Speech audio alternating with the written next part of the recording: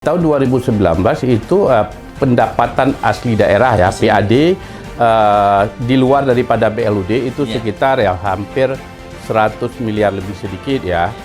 Kontribusi daripada sektor pariwisata itu bisa mencapai 36%, yaitu sekitar di atas daripada 36 miliar.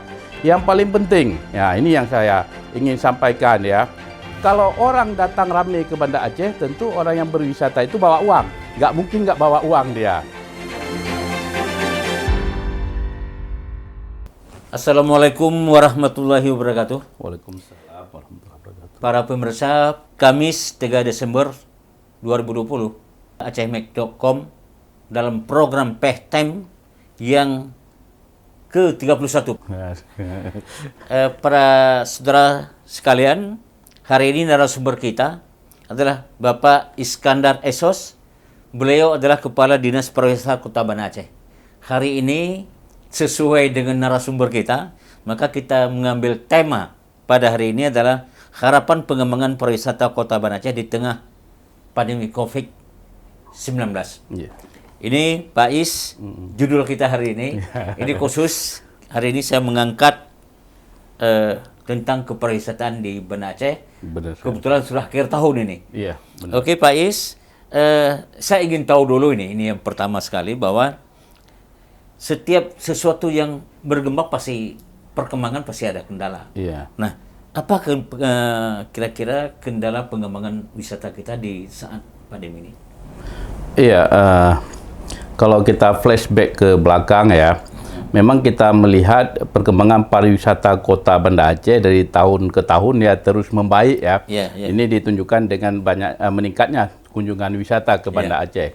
Di tahun 2019 saja, itu tingkat kunjungan wisata ke Banda Aceh mencapai 503.992 kali kunjungan. Itu besar sekali ya. Itu sudah hampir 2 kali jumlah penduduk Banda Aceh yang cuma 263.000. Itu untuk 2019. Iya. Kemudian dari perkembangan tersebut kita bisa melihat bahwa hampir 36% penerimaan asli daerah Kota Banda Aceh bersumber daripada industri pariwisata, yaitu dari pajak hotel dan restoran. Kemudian iklan, ya, kemudian pajak tontonan dan hiburan. Belum lagi dari sektor ekonomi kreatif. Kalau kita bandingkan dari sektor ekonomi kreatif itu hampir dapat kita katakan bahwa penerimaan asli daerah itu disupport hampir 70 sampai 80% dari sektor wisata. Karena kita tidak punya sektor lain di Banda Aceh. Betul. Jadi ketergantungan terhadap pajak dan retribusi itu sangat tinggi di Banda Aceh. Jadi sangat kita berharap di industri pariwisata ya? Ya, sangat kita harap di industri pariwisata. Bagaimana dengan saat COVID ini? Nah, ini kan sesuatu yang memang ya musibah ya Pak ya. Musibah yang memang ya harus kita siasati. Sengsara membuat nikmat. Ini sengsara membawa nikmat sebenarnya. Yang harus kita siasati secara baik. Jadi di awal-awal Januari 2020 sampai dengan Februari, akhir Februari 2020, ini tren juga mengalami peningkatan ya. Baik itu kunjungan domestik maupun mancanegara. Tetapi pada pertengahan bulan Maret, ya Indonesia dilanda COVID-19. Ini karena dilanda COVID-19 ya penyebarannya begitu masif ya, hampir seluruh dunia. Ya, maka ini juga kita kan harus berhati-hati supaya tidak terinfeksi ya daripada COVID-19 ini. Maka pada saat itu ya banyak negara-negara yang menutup penerbangannya, termasuk Malaysia kan menutup penerbangannya pada saat itu.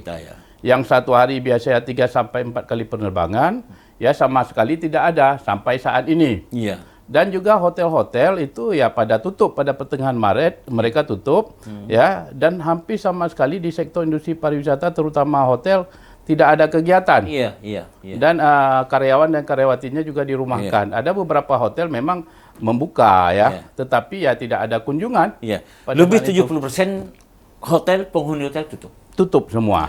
Jadi baru dibuka itu sekitar bulan 7 sudah mulai bergeliat kembali. Sudah mulai bergeliat kembali sektor industri pariwisata walaupun masih merangkak, bergeliat tapi merangkak sebenarnya. Sedikit demi sedikit dan sampai dengan bulan ini ya sudah lumayan ya saya melihat, terutama hotel-hotel berbintang 3 dan 4, di mana okupansi hotelnya itu bisa mencapai di atas 60% saat ini. Tapi persoalannya, bagaimana dengan hotel bintang 1 dan hotel Melati? Ya ini juga masih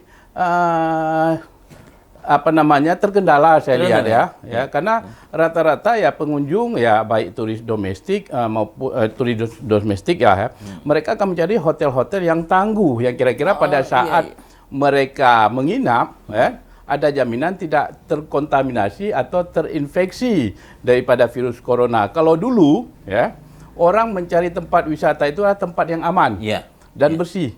Sekarang yang paling penting adalah tempat yang menjamin mereka sehat Kesehatan lebih diutamakan saat ini. Oke Pak Is, ini kalau kita mendengar dari cerita Bapak ini kan sangat prospek pariwisata kita di Kota Banda Aceh terutama. Lalu bagaimana strategi ini untuk pengembangan hal-hal yang belum sektor yang berkembang, yang belum berkembang? Apa langkah-langkah mengambil? Ya, memang kita mengambil langkah-langkah strategis ya. Ada kebijakan-kebijakan daripada pemerintah Kota Banda Aceh, terutama di masa pandemi ini. Ya, tentu tidak boleh ada event dan kerumunan dan lain sebagainya.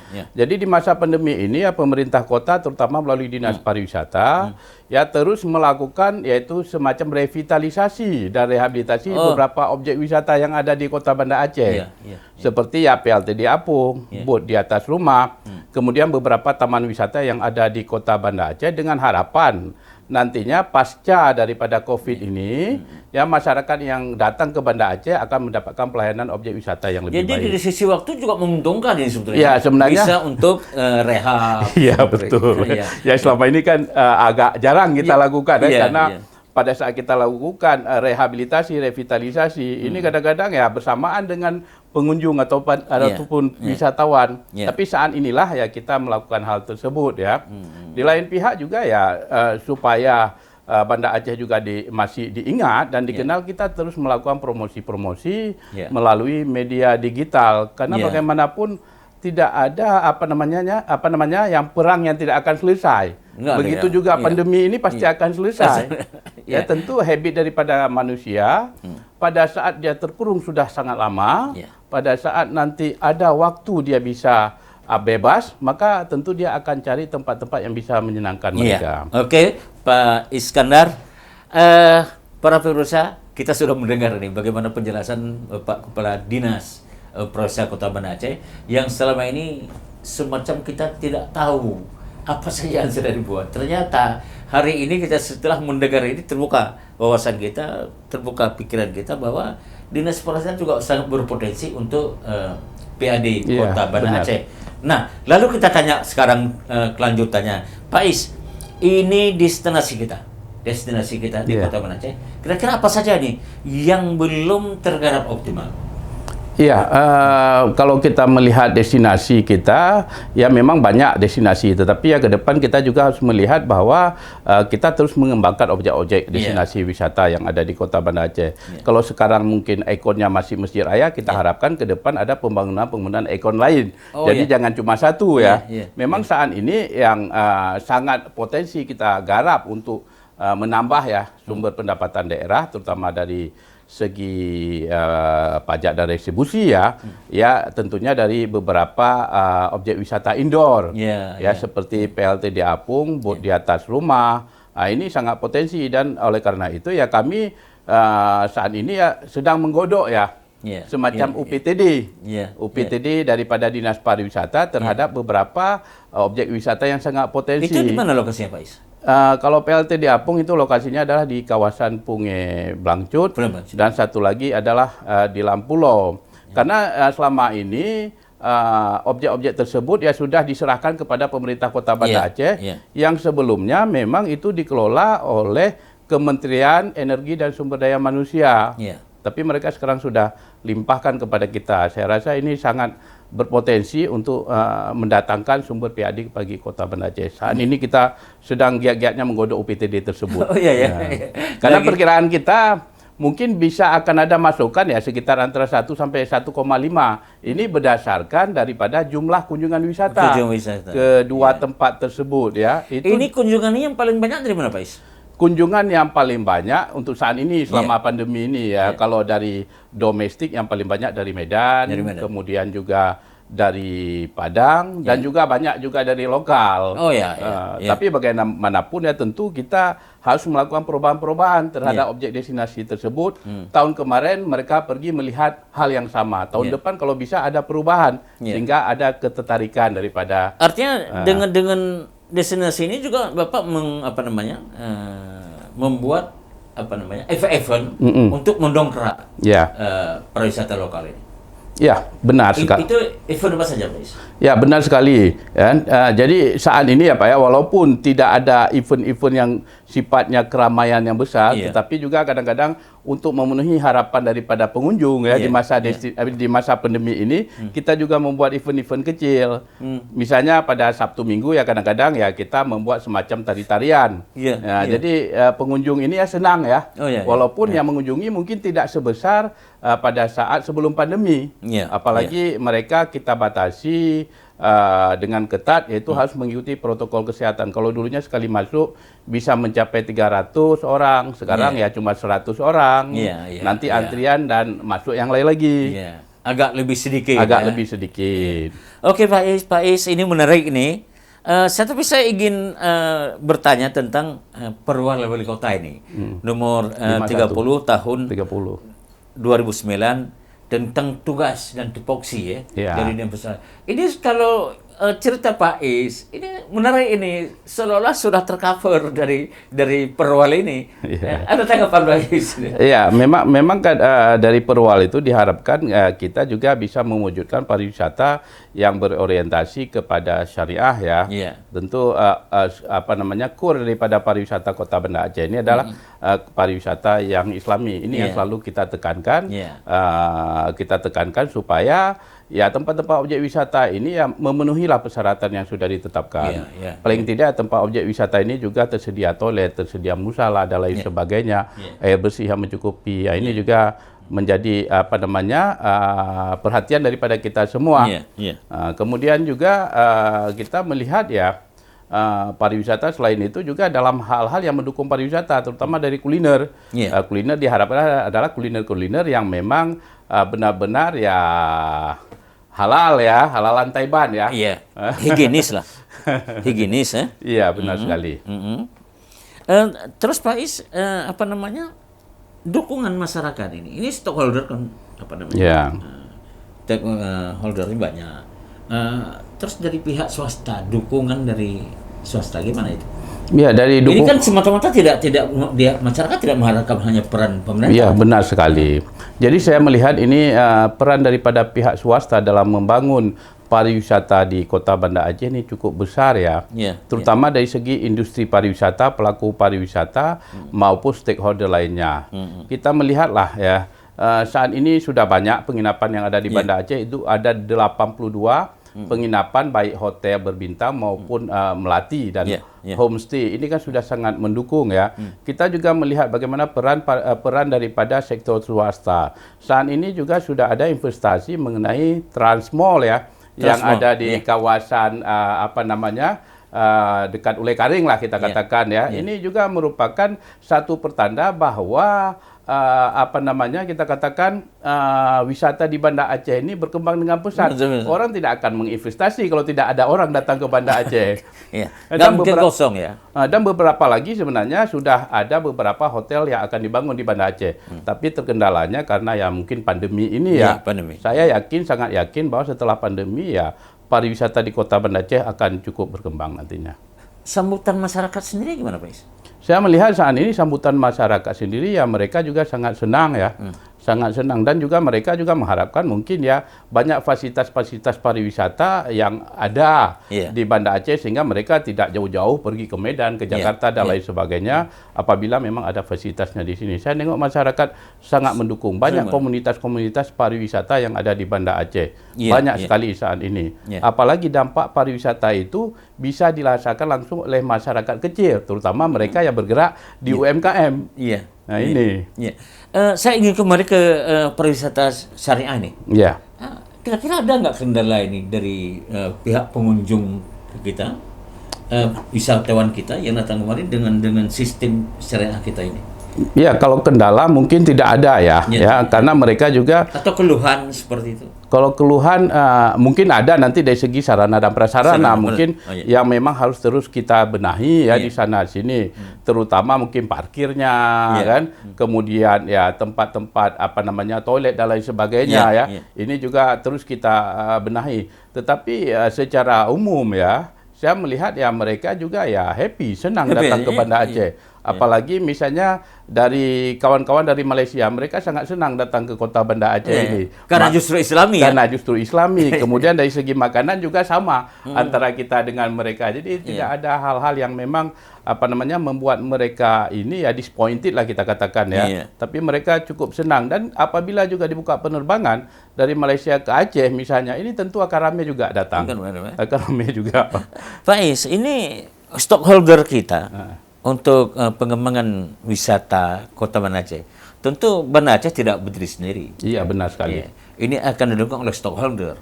Ada Aceh Besar, ada Sabang. Iya, benar. Gimana hubungan ini, Pak Is? Ya, ini sebenarnya hubungan dari tiga daerah ini, Banda Aceh, Sabang, dengan apa namanya Janto Aceh Besar ya. Dulu kita juga ada Basajan namanya Banda Aceh Sabang Janto ya. Ya ini juga harus karena wisata ini kan ada di Aceh Besar, ada di Lukma, ada di mana macam-macam ya. Sebenarnya Banda Aceh sangat diuntungkan dengan perkembangan sektor wisata di Sabang dan Aceh Besar.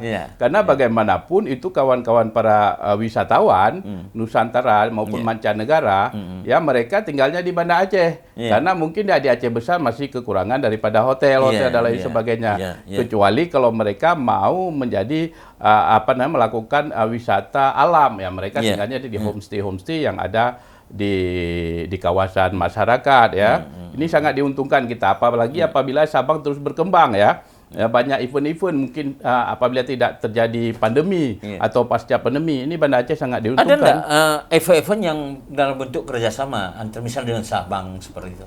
Ya, memang ada beberapa kegiatan yang kita kerjasamakan. Misalnya kalau datang krus ya tentu kadang-kadang mereka membawa ya para wisatawan juga ke Banda Aceh, karena jarak antara Sabang dan Banda Aceh kan tidak begitu jauh ya. Kalau naik kapal cepat cuma 45 menit. Dan kemudian banyak juga kita juga punya anjungan di Sabang. Kalau ada kegiatan juga kita akan ikut bersama-sama. Kita punya anjungan di Sabang, Pak. Oke, untuk stressing Pak Is. Tidak hanya saya, tentu masyarakat juga ingin tahu ini. Selama 2 tahun terakhir, saya tidak mengatakan kita tidak membandingkan dengan yang kepala-kepala dinas yang lain yang dulu-dulu. Sekarang di masa Pak Is, kita ingin tahu berapa sih PAD yang sudah terkumpul untuk Kota Banda Aceh? Iya, di tahun 2019 itu pendapatan asli daerah ya, PAD di luar daripada BLUD itu sekitar yang hampir 100 miliar lebih sedikit ya. Kontribusi daripada kontribusi daripada sektor pariwisata itu bisa mencapai 36%, yaitu sekitar di atas daripada 36 miliar. Ini baru beberapa sektor atau item saja. Ini baru dari sektor hotel, restoran, kemudian juga sektor iklan.